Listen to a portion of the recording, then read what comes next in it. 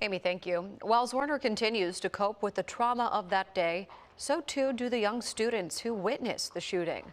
Violence is a difficult concept for such young minds and hearts to process. Only on 10, our Nick Broadway caught up with family members of those students 1 year later. Nick? Lena, 6 students are represented in lawsuits against the Newport News School Board. Former Superintendent Dr. George Parker, former Principal Brianna Foster Newton, and former Assistant Principal Dr. Ebony Parker. Their families want answers, still feeling like they're left in the dark 1 year later. He said everybody was screaming, hollering.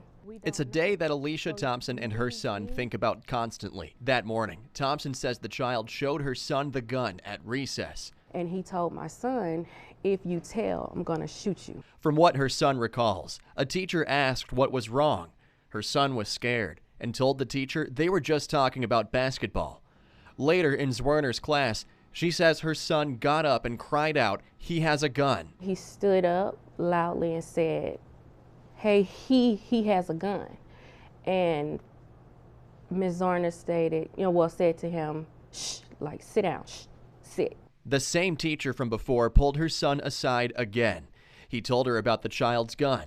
That teacher apparently told him it will be okay. Moments later, Zwerner was shot. It makes me feel like nobody believed him. LaWanda Sample Rusk happened to be in the main office during the shooting, there to pick up her grandchild. Another child was in the office with her when the gun went off. I told him to hide. I said, I need you to hide for me. Amid the chaos, Zwerner walked into the office, bleeding. When she walked into the office, she said, I've been shot, and she was holding her hand like this. Sample Rusk tells me she tried getting Zwerner and that other young student through the door of the principal's office. It was locked. She says Principal Foster Newton opened the door, saw her, a bleeding Zwerner, and the student, then closed and locked the door. I was wondering why, but most of all, I wanted to make sure I was thinking about the teacher, the child that I didn't know what to do with besides hide.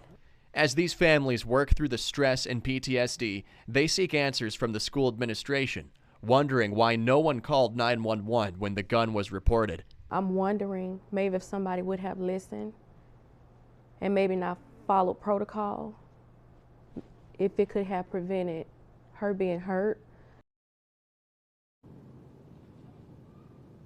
Now, each of the 6 lawsuits are seeking $3 million in damages as well as other punitive damages. Tonight on Wavy News 10 at 6:30 on Fox 43, we dig deeper into what LaWanda Sample Rusk says happened after the principal locked the door on her and Zwerner. Reporting live in Newport News, Nick Broadway, 10 on your side.